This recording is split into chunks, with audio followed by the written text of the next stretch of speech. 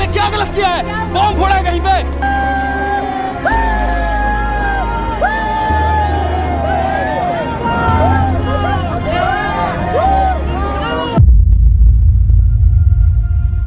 Imagine करो कि आपने किसी गवर्नमेंट जॉब के लिए अप्लाई किया है और एग्जाम के 2 दिन पहले आपको एडमिट कार्ड मिलता है। फिर आपको पता चलता है कि आपको जयपुर से अंडमान निकोबार जाना है एग्ज़ाम देने। चलो एक लंबा ट्रैवल करके आप पहुंच भी गए, लेकिन वहां जाकर आपको पता चलता है कि एग्ज़ाम तो कैंसिल हो गया बिना किसी नोटिस के। सोचो कैसा लगेगा आपको।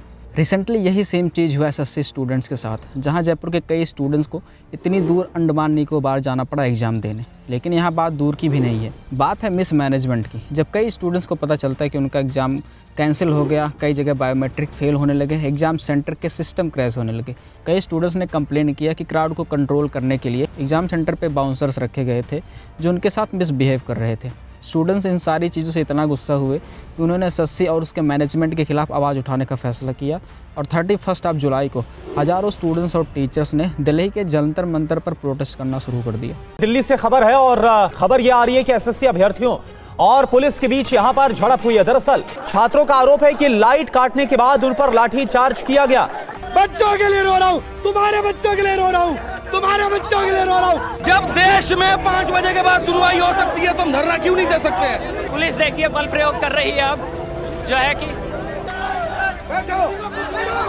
आप इतना डरते क्यों यार? सेशन चल रहा है। मैंने पहन के 2017 में उतार दी। अगर मर्द होते तो पहनते।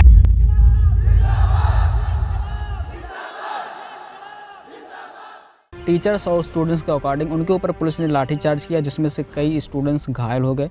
उनको पुलिस कस्टडी में रखा गया, लेकिन फिर भी प्रोटेस्ट रुकता नहीं है। बाद में एसएससी के चेयरमैन आते हैं और अपनी गलती मानते हैं कि एग्ज़ाम के दौरान कुछ प्रॉब्लम्स आई थी और इसकी जांच करने की भी बात करते हैं। उन्होंने कहा कि जो स्टूडेंट्स इससे अफेक्ट हुए थे मिसमैनेजमेंट और टेक्निकल इशूज़ की वजह से, उन 2500 स्टूडेंट्स के एग्ज़ाम फिर से कराई जाएगी। चलो वो सब तो ठीक है, लेकिन जिन स्टूडेंट्स ने जयपुर से अंडमान निकोबार तक ट्रैवल किया है, बिना एग्ज़ाम दिए वापस आए हैं, उनका पैसा कौन देगा? उनका जो टाइम वेस्ट हुआ, इतनी मेहनत की, उसका भरपाई कौन करेगा? लेकिन सरकार को इससे क्या मतलब? देखो, ये प्रॉब्लम सिर्फ एसएससी या फिर मिसमैनेजमेंट की नहीं है। पेपर लीक भी एक बहुत बड़ी प्रॉब्लम है हमारे देश में। हर साल लाखों स्टूडेंट्स गवर्नमेंट एग्ज़ाम देते हैं, लेकिन जब पेपर लीक होता है तो उनके सपने टूट जाते हैं, कॉन्फिडेंस गिर जाता है।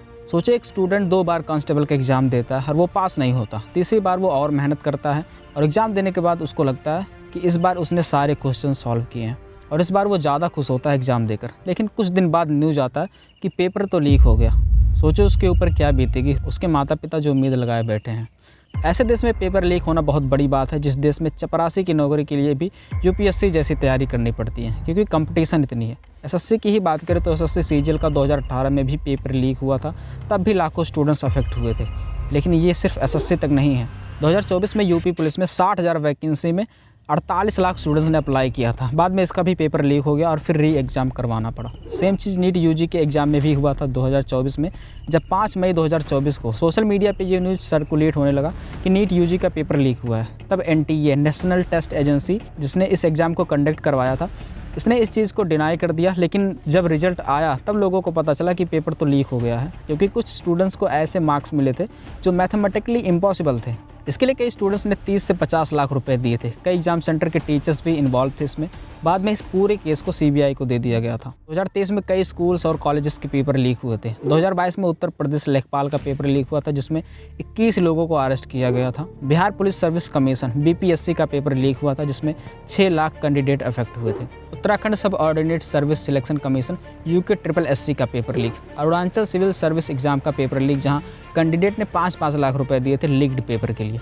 सिमिलरली वेस्ट बंगाल में डीएलएड का paper leak, Odisha staff selection commission OSSC का पेपर लीक। और ये सारे मेजर एग्जाम्स के जो पेपर लीक हुए हैं ये सिर्फ 2022 के हैं। इसके अलावा 2021 में यूपी टेट का भी पेपर लीक हुआ था। इसी साल राजस्थान रीट का भी पेपर लीक हुआ था। फिर 2 साल तक रिक्रूटमेंट अटका रहा। और ये सब रिसेंट ईयर्स बस 2-3 साल पुराने हैं। अगर और पीछे जाएँ तो इससे रिलेटेड इतने केसेस हैं कि आप गिनती नहीं कर पाओगे। न्यूज़ रिपोर्ट्स के अकॉर्डिंग सिर्फ पिछले 5 सालों में 2018 और 2023 के बीच राजस्थान, बिहार और यूपी में 41 से भी ज़्यादा पेपर लीक के डॉक्यूमेंटेड केसेस सामने आए हैं। फिर बोलते हैं इंडियन एजुकेशन सिस्टम ख़राब क्यों है। एक स्टूडेंट्स हमेशा यही चाहता है कि फेयर तरीके से एग्ज़ाम हो और टाइम से रिजल्ट आए, लेकिन होता इसका उल्टा है। इन सब चीज़ों से एक्चुअल नुकसान जो होता है वो स्टूडेंट्स का होता है। गवर्नमेंट ज़्यादा से ज़्यादा क्या करेगी, 2-4 लोगों को पकड़कर जेल में डाल देगी कुछ महीनों के लिए, लेकिन बीच में स्टूडेंट्स पिस जाता है। 2-3 साल तक प्रिपरेशन में गए, पेपर लीक हुआ तो रिपीट प्रिपरेशन, ऊपर से उनको स्ट्रेस, एंग्जाइटी, डिप्रेशन। ज़्यादातर स्टूडेंट्स घर से दूर रहकर पढ़ाई करते हैं तो रहने का खर्च, कोचिंग की फ़ीस।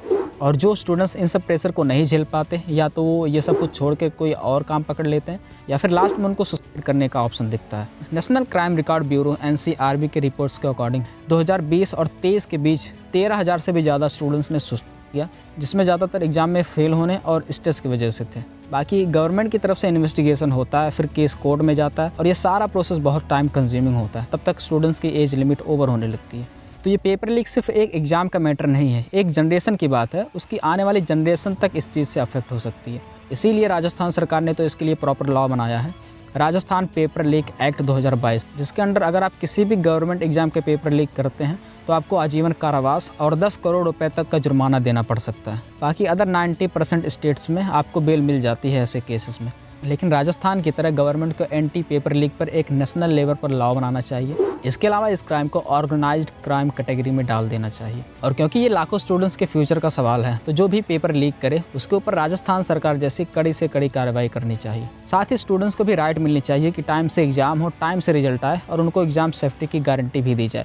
साथ ही अगर पेपर लीक होता है या फिर डिले होता है तो उसमें कैंडिडेट की कोई भी गलती नहीं होती, तो उसको कंपनसेशन भी मिलना चाहिए उसका टाइम और मेहनत बर्बाद होने के लिए। देखिए, अगर सिस्टम इन स्टूडेंट्स के सपनों को प्रोटेक्ट नहीं करेगा तो देश अपना फ्यूचर खोता रहेगा। इसीलिए अब वक्त आ गया है कि सरकार को एक मजबूत कानून बनाना चाहिए, अकाउंटेबिलिटी फिक्स करे और स्टूडेंट्स को उनका बेसिक हक, एक फेयर एग्ज़ाम वापस दे। वीडियो पसंद आए तो शेयर ज़रूर करना, सब्सक्राइब कर लेना चैनल को अगर नहीं किया है तो।